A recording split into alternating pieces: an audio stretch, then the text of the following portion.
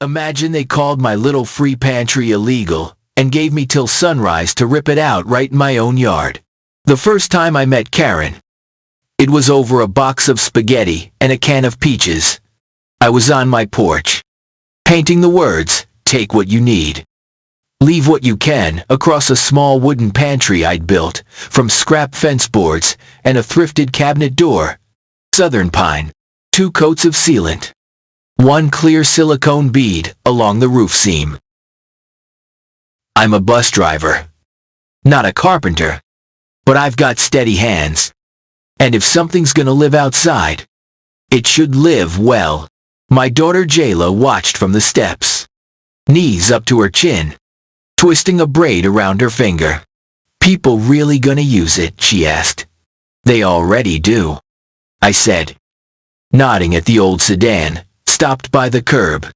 A man with a Dodgers cap took 1 box of spaghetti and half the peaches, then slipped a note between the jars. "Bless you." Receipt number 1, that note, written on a receipt from the pharmacy, dated June 15th, folded like a tiny flag. Karen's heels clicked across the sidewalk before I saw her. Pastel blazer, pearl studs, chin lifted like she was measuring the humidity with it, clipboard tight against her ribs. "I'm Karen Whitfield, president of the Cedar Gate Homeowners Association," she said. She smiled like a stop sign. "We have standards." "Me too," I said. "Mine mostly involve neighbors not going to bed hungry." She glanced at the pantry. "Unapproved structure." "It's a cabinet," I said. "Soft. On my lawn. Visible from the street." She said.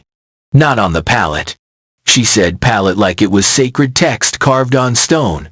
"You also have a rain barrel visible from the sidewalk." "It's gray," I said. "Like the sky. Our gray is warmer," she said. "Yours is industrial."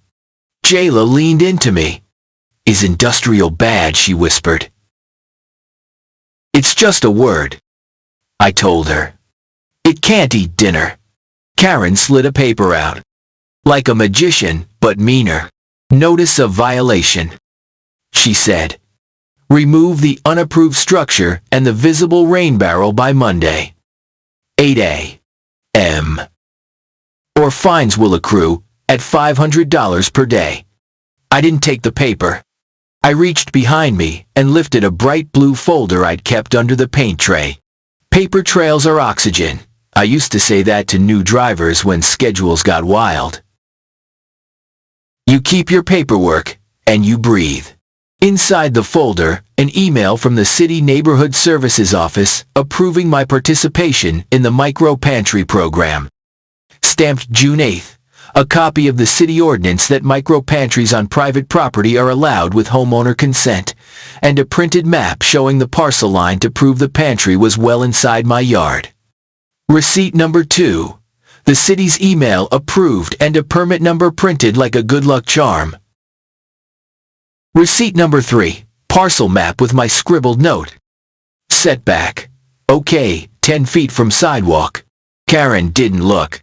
Cedar Gate covenants supersede aesthetics that harm property values, she said. "You may appeal to the Architectural Review Committee. There's a meeting Sunday, 6 p.m. Until then, the clock runs." "On feeding people?" I asked. "On compliance," she said, tapping the gavel that wasn't there. "Monday, 8 a.m. She left without hearing me say "have a nice day," which is, my default when I want to say something else. By sunset, the pantry had visitors like a tiny parade. Quiet and quick. A mom grabbed diapers, left 2 cans of beans. A teenager dropped a box of granola bars and took a toothbrush. Mr. Nguyen, from 2 doors down, left a fat envelope of seed packets, okra, green beans, sunflowers, and said in that gentle way of his, "Plant hope." It grows. Receipt number 4, Mr. Taver of the Mold. Nguyen seed envelope. All caps in blue ink.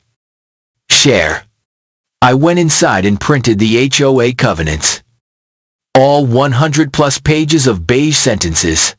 The rules said no outbuildings. No sheds. No gazebos. It never said no cabinets the size of a beagle. It never said no free food. It did have a line about charitable uses being encouraged, so long as they don't create nuisance. I highlighted that. I highlighted everything that didn't say what Karen wanted it to say. Receipt number 5, that line. Charitable uses encouraged. Highlighted neon like a sunrise. By morning, my mailbox had flyers clipped to it. Keep Cedar Gate safe, say no to street-side pantries. The flyer used a photo of my pantry cropped real tight like it was looming. There was a bullet point list, invites transients. Rats. Insurance void. Lower right emergency hearing, Sunday. 6 p.m. Clubhouse. Receipt number 6, the flyer. Piled with the junk mail. Right on top of a coupon for 2-for-1 pizza. The irony hurt my teeth. Jayla saw the flyer and made a face. People think the pantry is scary. Some people think anything they don't control is scary. I said, "You gonna take it down?" she asked. I looked at the pantry. The blue paint still damp around the edges. A note taped inside, "Leave peanut butter if you can." Not a chance. I said, "Petty always comes first." It's like a ritual. Friday. I got notices for trash can placement, visible from street. Chalk art on the sidewalk, graffiti. And a violation for seasonal decor out of season because I'd strung little paper lanterns on the porch for Jayla's birthday in late May and left them up. The lanterns are white. White isn't a season. But okay. Receipt number 7. Photo of the chalk art 3 suns. 2 hearts. The words, "Hi neighbor," time-stamped.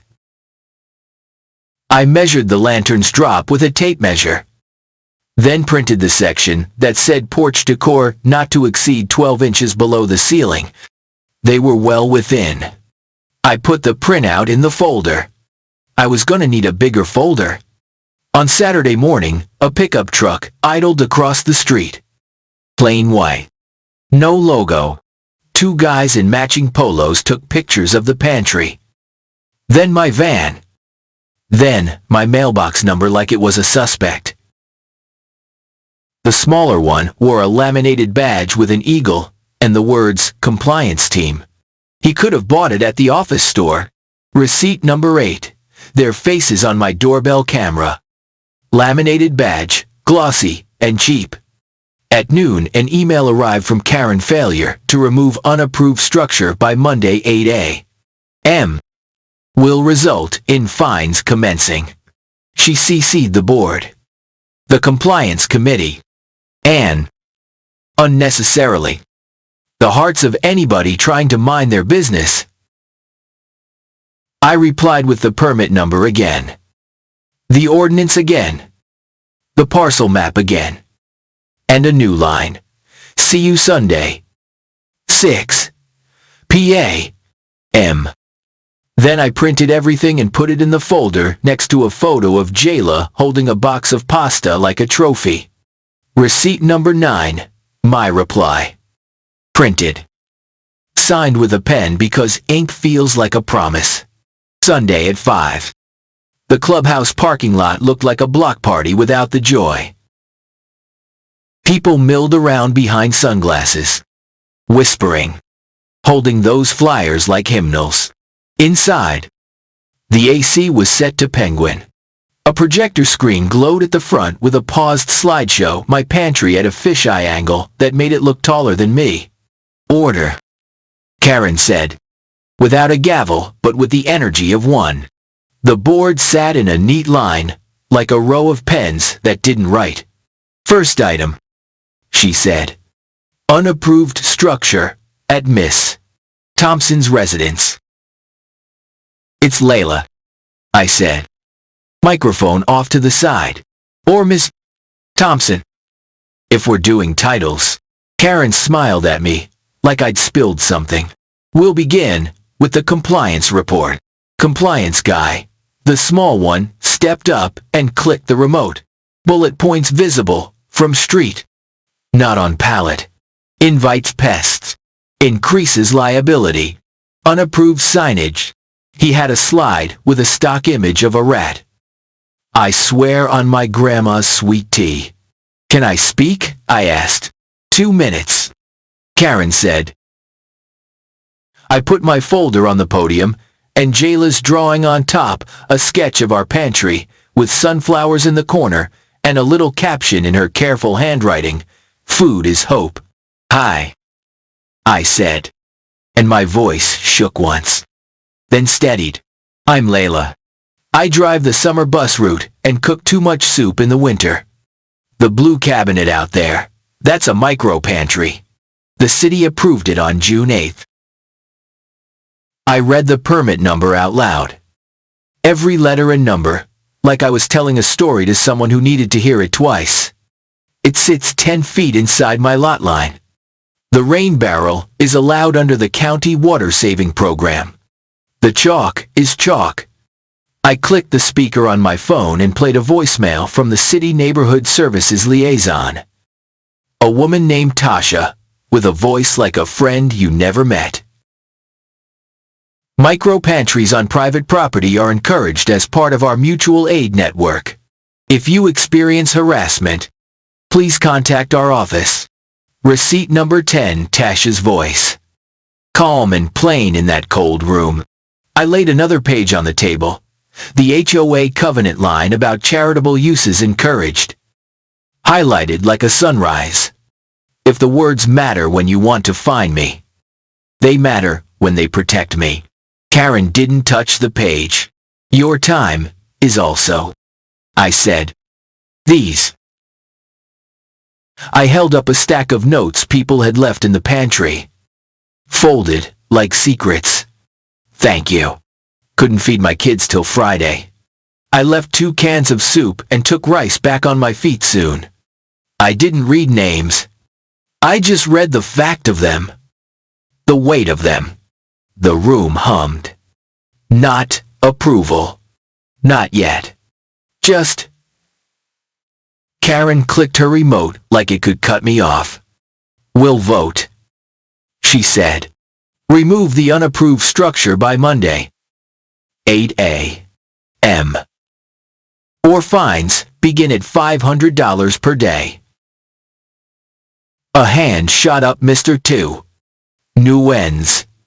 Point of order, he said. Gently. The CC&Rs say members can speak for 5 minutes. Karen's smile hardened. That's for agenda items properly noticed, she said. This is an emergency. Emergency, I asked. A cabinet with beans is an emergency order, she said. Louder.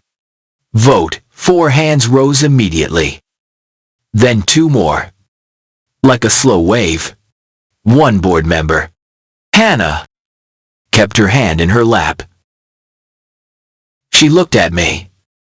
Then down. Then at Karen. And the air between them pulled tight. Motion pass. Karen said. Remove by Monday. 8 a.m. I packed my folder. Slid Jayla's drawing back inside. And said into the mic. See you Monday. And then. Soft enough for the front row. Bring a badge that's real. Monday started before the sun. My phone buzzed at 5:42 a.m. Motion on the porch. I pulled the video up with sleep in my eyes and saw 2 silhouettes at the pantry. Bolt cutters in hand. I was outside in bare feet. Breath visible in the early chill. No, I said. Hands up, like the word could be a stop sign. HOA compliance, the small one said, flashing the laminated badge. Emergency abatement. There's no emergency, I said. There's a permit. I pointed at the stake with the little city tag on it. Touch that, and you're trespassing. He looked past me to the sidewalk, where Karen stood in yoga pants and a visor. Coffee cup, wrapped like it was precious. She smiled, a tight smile. Please, step aside. Ms. Cation. Thompson. Call the police. I said. Past Karen. To the air. To the phone in my hand already dialing. Tell them you're attempting to remove permitted property on private land. The bolt cutters lowered. The big guy shifted his weight. The small one put his badge away without looking. They backed up. Karen's smile twitched. Receipt number 11. Doorbell video of the bolt cutters and their retreat. Time-stamped. Saved twice. Emailed to myself. By 8 a.m. Them. M. I'd sent the video to Tasha at the city. CC'd the city attorney's office.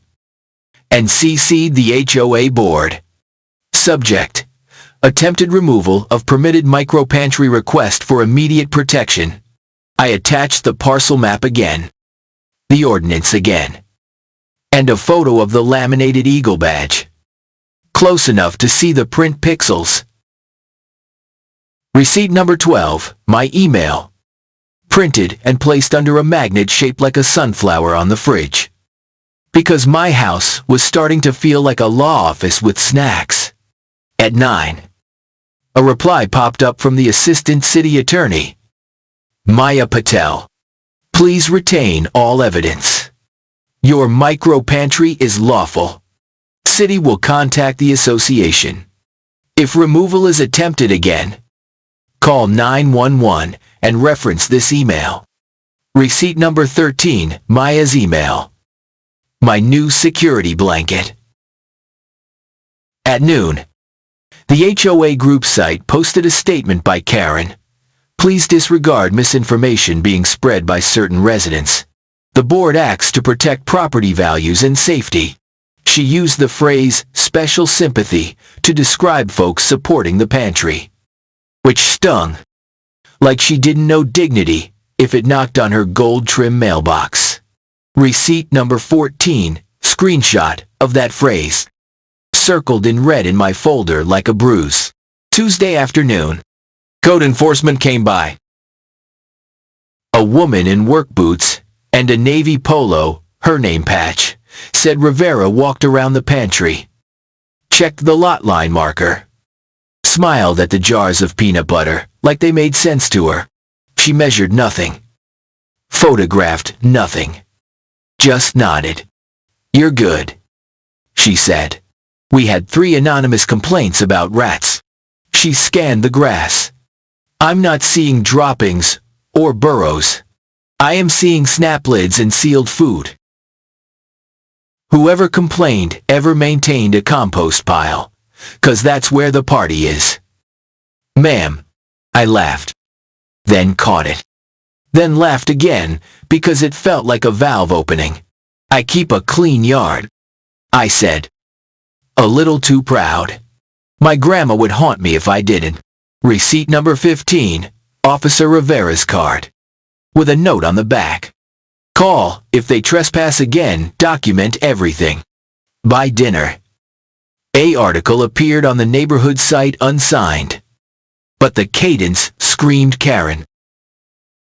Is Cedar Gate becoming a charity, it asked? Will pantries bring crime? The stock photo of a hoodie at night made me roll my eyes so hard I saw last week. That night I sat at the kitchen table with Jayla. And we made a bigger folder. Blue wasn't enough anymore. We went with red. Tabs permits. Statutes. Maps. Correspondence. Incidents. Community support. Jayla labeled them in bubble letters. Then added a new tab in pencil. Receipts. She giggled. Like she knew the joke and the power. Wednesday's mail brought something good. A letter from the county health department stating micro pantries weren't regulated as food service and encouraging safe storage, no meat, no dairy, no open packages. Rotate stock. It read boring and warm, like a well-meaning uncle.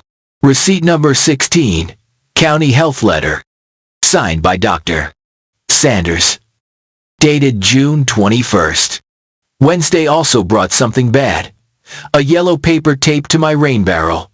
Remove visible barrel. Not on pallet. The fine started at noon. $500 a day.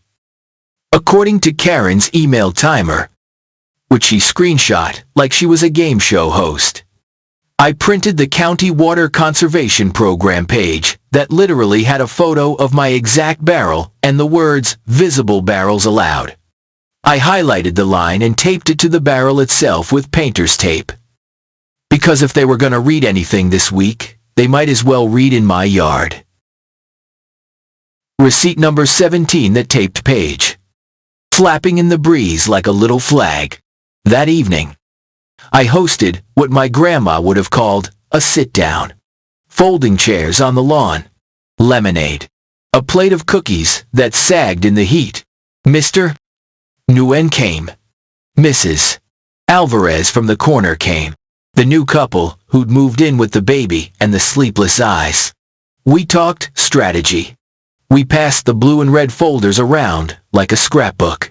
Special meeting. Mr. Nguyen said. Bylaws say members can call one with signatures.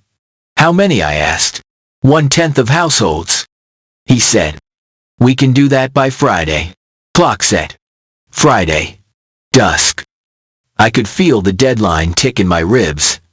Receipt number 18, sign-up sheet with names and addresses. Ink smudges at the edges where hands were nervous. By Thursday.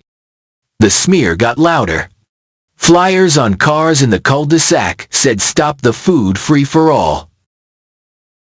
A post on the HOA site accused me of political messaging because I'd stenciled neighbors, feed neighbors on the pantry in neat little letters. Someone even said the color blue was partisan. Blue is a sky. Y'all. Jayla read the posts over my shoulder. They don't even know us, she said. Quiet and sharp. They don't want to. I said. Knowing is work. At noon, I saw a new box on the main gate metal. Small, with a dark little window. The sign beside it said, license plate reader in use for your safety. I hadn't seen a vote on that. I hadn't seen a budget for that. Receipt number 19, photo of the plate reader. Serial number visible. My hand in the frame, like look at this mess. I asked Hannah, quiet Hannah, from the end of the board table, for the minutes approving the device. She hesitated, then texted back. No vote taken. President authorized under security improvements line. She added, fast. I didn't know till it was installed. Receipt number 20, Hannah's text. Screenshotted and printed. Because my printer and I were in a relationship now. That afternoon, a delivery truck dropped 3 boxes on Karen's porch. The side of each box read, Guardian Gate Solutions. The packing slip fluttered in the breeze. I caught it because I was walking by to the mailbox. Okay. And wind is neutral. The invoice listed Karen's brother-in-law, last name Whitfield, under a consultant fee line. Receipt number 21, the photo of that packing slip. Names visible. I blurred the address. 'Cause I'm not cruel. I'm careful. Friday, we hit the number signatures enough to call a special meeting to discuss board actions, including but not limited to unauthorized surveillance equipment and wrongful enforcement. We put the petition into Hannah's hands because whatever inside her had decided to be brave deserved company. Receipt number 22, the petition. Signatures curling across the page like vines. Karen posted at 2 p.m. 4. The board will not be intimidated by individuals who seek to undermine neighborhood safety. She scheduled what she called a special enforcement vote for Saturday morning. 9 a.m. 4. At the clubhouse. She wanted an audience for the demolition of my pantry. I think. She wanted a crowd. We brought one. Saturday at 9. The clubhouse parking lot overflowed. People came with signs I didn't ask for. Let neighbors help. Food is not trash. Read your own rules.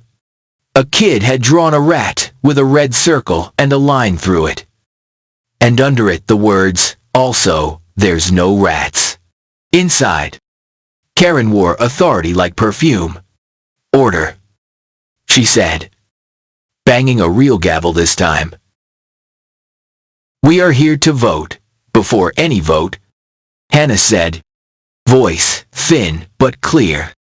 We have a petition calling for a special meeting under Article 8, Section 4, signed by more than 1/10 of households. Under the bylaws, that meeting must be scheduled within 10 days. Karen waved a hand like she could erase the law. We aren't discussing your petition, we are. Mr. Nguyen said, stepping forward with a bundle of folders that matched mine, red and blue. We're also discussing the plate readers installed without a vote, and the invoices paid to a relative without disclosure. Karen's smile cracked. That's slander. That's numbers. Mr. Nguyen said. Kind. They don't slander. They sit there. I stepped to the microphone. Before you swing that gavel and call it an emergency. Listen. I pressed play on my phone. Maya Patel's voice came through. Crisp as ice. Cedar Gate HOA leadership, micro-pantries on private lots are legal. Attempts to remove permitted pantries may expose the association to civil liability. Please contact my office to schedule a compliance briefing. Receipt number 23, the city attorney's email read aloud. The air in the room changing temperature. Karen lifted the gavel, then froze when the clubhouse door opened and Officer Rivera walked in. She held up her badge. Real and worn at the edges. Here to confirm the city's position. The pantry stays, she said. Loud enough for the back row. And if I see anybody with bolt cutters on private land, I will personally escort you to a conversation you don't want. Receipt number 24, Rivera. In the room. A line of sunlight on her shoulder like a movie. You can't just Karen started. We can, Hannah said softly, surprising herself into braver. We can schedule the member-called meeting right now. She looked at Karen. Then, at us. Wednesday, 6 p.m. Clock set Wednesday, 6 p.m. 4 days to keep a cabinet standing and maybe change who holds the gavel. 4 days is a long time when somebody wants to take something from you inch by inch. Sunday. Anonymous letters appeared in mailboxes. Pantry harbors spoiled food. I stacked everything in the pantry on my kitchen table. Checked dates. Tossed nothing because everything was fine. I bought more peanut butter with the grocery money and prayed over the math. Neighbors left fresh fruit like confetti. Receipt number 25 photo of the pantry shelf with a handwritten log Jayla made. Checked June 23rd. All sealed. All safe. Monday. A truck idled by my driveway for an hour. The driver took photos of every angle of my house. I waved. Polite and tired. He did not wave back. When I went inside, I added a line to my notes, idler at noon. Duncab. Plate number I was writing down a life now. Tuesday. Karen posted again. Plate readers reduced non-resident entries by 30%. She did not show math. She did not show a vote. She did show a photo of a car with the plate blurred, a car I recognized as Mrs. Alvarez's when her brother borrowed it that night. Receipt number 26, screenshot of Karen's post, with a sticky note stuck to it that said, "Data, my foot." Wednesday morning. 3 envelopes went up on the community board by the Mail Kiosk Financials Q2. Inside summaries that read, "Clean and smelled wrong." A consulting fee line to Whitfield Security Solutions. A community enhancement line for architectural audit, the week I built my pantry. A pond aeration charge for Cedar Gate's pondless landscape. Receipt number 27. Those pages, copied, highlighted, placed in fresh plastic sleeves like relics. Wednesday, 6 p.m. The clubhouse was a different room. It had witnesses. It had a hum that wasn't fear. It had potluck plates stacked on a side table because Mrs. Alvarez said, "If we're gonna fight, we ain't doing it hungry." Hannah called the meeting to order. She looked like a person who'd come back from somewhere and decided to stay. "This is a member-called meeting under Article 8, Section 4, she said. Agenda Micro-Pantry Policy. Plate Reader Authorization. Financial Transparency. Board Composition. Karen sat tight at the end of the table. Lips pressed so thin they went white. 2 other board members flanked her like bookends. First, Hannah said, "Micro-Pantry Policy." I stepped up with the red folder. "Here's the law," I said, laying down the city ordinance, the county letter, the emails. Here's the map. Here's a letter from the city attorney's office offering training. I held up Jayla's log and the note from the man with the Dodgers cap. Now, laminated, because hope deserves lamination. Here's the human part. Motion. Mr. Nguyen said, just like that. Approve micro-pantries on private lots with simple safety rules. Exempt from pallet restrictions. Second. Called Mrs. Alvarez. Voice. Sure. Ballots passed. Heads bent. Pencils scratched. Motion carries. Hannah said. And it felt like a door opening. Second item. She said. Plate readers. I slid a photo of the device across the table, next to a copy of the bylaws section that said any capital security improvement required a membership vote. Mr.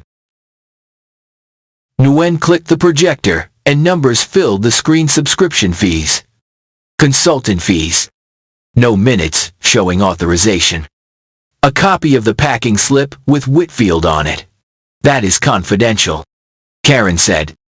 Breath tight. It's ours. I said. We pay for it. We get to see it. Motion.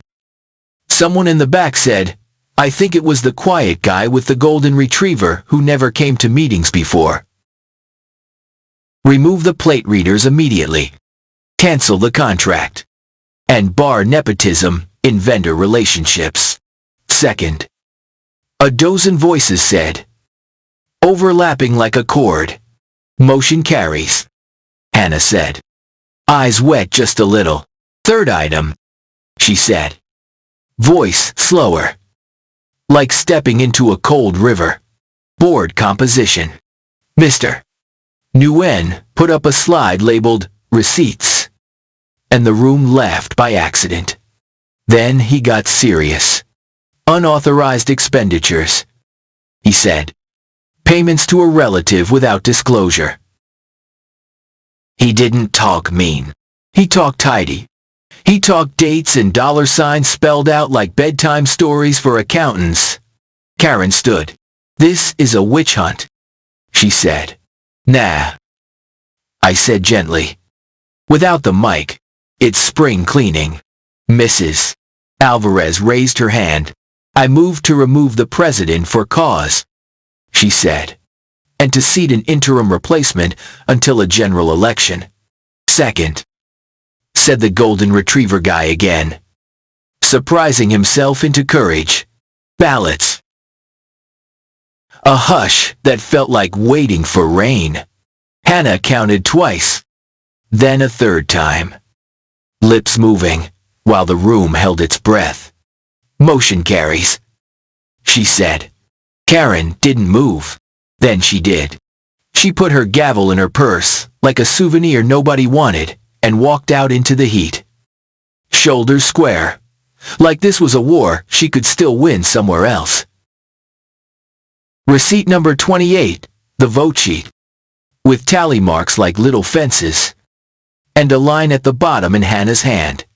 Interim President Priya Das. Power flip doesn't heal everything, but it makes a path where there wasn't one. Within a week, Priya Small, fierce, software engineer, who'd only come to one meeting before this, published a draft of the Cedar Gate Community Care Policy. Plain words, not lawyer words. Micro pantries allowed with a simple form. Little free libraries the same. Rain barrels any gray, including industrial gray, which he put in quotes like a joke we all now shared. Receipt number 29, the signed policy. Date stamped, July 1st. A small drawing of a sunflower in the corner that looks suspiciously like Jayla's hand. The city attorney's office scheduled a fair housing and community accommodation training for the board, volunteers, and any resident who wanted to understand why caring for people is not extra, it's baseline. Rivera came in her boots and said, "Don't make me come for bolt cutters again." And people laughed in that relieved way. You laugh when the movie monster turns out to be a neighbor who can drink lemonade. We canceled the plate reader contract. The refund wasn't full, but it was enough to turn into a shade, sail over the community bench, and a new set of ADA-compliant curb cuts at the clubhouse, which somehow we didn't have before. Hannah called the curb cuts an apology you can roll across. I loved her a little for that sentence. We ordered an audit. The auditor found the mess we knew was there. Consultant fees to relatives. Double-billed architectural audits. The mythical pond aeration. The county poked around. I didn't ask for outcomes. I saw a for sale sign go up at Karen's house by the end of August. And that was a kind of ending all by itself. The pantry stayed. It got a sibling a little free library. Built by Mr. New in with Jayla's help. Painted the same stubborn blue. Priya created a sign-up so folks could drop specific items: infant formula, gluten-free pasta, menstrual supplies, so that what landed matched what was needed. We added a chalkboard for messages and a list of the food bank hours. 'Cause the pantry is a bridge, not the whole road. Some nights, I still wake up when the wind hits the gutters just right, and think, who's on my lawn? My body remembers the bolt cutters even when my brain says, we're okay. I make tea, wander outside in my slippers, and check the pantry. Usually, there's exactly what there should be: a few jars of peanut butter, a stack of granola bars, 2 notes thanking nobody in particular. Jayla started drawing small comics and taping them inside the door. A raccoon superhero named Pantry Pal. A carrot with a cape. It's silly. And it's sacred. Both at once. On a Saturday in late July. We had a block picnic. Not a we won, you lost thing. There's sun and food and we survived thing. Mrs. Alvarez made rice and beans that tasted like patience. Mr. Nguyen grilled eggplant and told Jayla stories about the garden he left behind and the one he grows now, one pot at a time. Priya brought a spreadsheet for volunteer shifts because she is who she is and we adore her anyway. At dusk, Rivera walked over with a box of donuts and said, "Don't tell the health department." And we all laughed, because sometimes joy is low-stakes rule-breaking that hurts no one and tastes like sugar. Receipt number 30. A photo of Jayla at the pantry with a paper crown someone made out of a flyer and a marker. The crown said Mayor of Beans. She wore it like it was real. Not everything in the folder is glitter. There's still ugliness. A note left once that said, "Take your politics somewhere else." Which I recycled, because I'm not keeping paper hate. An email from anonymous address, typos like anger, calling me attention-seeking. Which I read out loud in the kitchen so it would sound as small as it was. And then deleted. But the receipts that matter, the ones with names and hands, and effort, those I keep. Notes from neighbors. The printed policy with Priya's sunflower. A copy of the training slide that said, "Accommodations are not favors." Hannah's tally marks. Honest and careful. Maya's crisp email. Rivera's card with that handwritten line. "Call me if you need me." The pantry roof clicks a little at night when it cools. Like a house breathing. Sometimes, when the moon is bright, I sit on the porch and listen to the soft quiet. And I think about all the ways power pretends it's law. And all the ways people teach it otherwise. I think about Karen's heels on the sidewalk. How sure she was that a cabinet could threaten a neighborhood. I think about that man in the Dodgers cap and his thank you note. And how somewhere right now, somebody is boiling spaghetti that came from a box, that came from a pantry, that came from a woman with steady hands and a stubborn streak long as summer. So yeah, the pantry stays. The rain barrel stays. The chalk stays. The bench and the shade sail and the curb cuts stay. We. Stubborn and soft and generous and loud. Stay. What would you do here?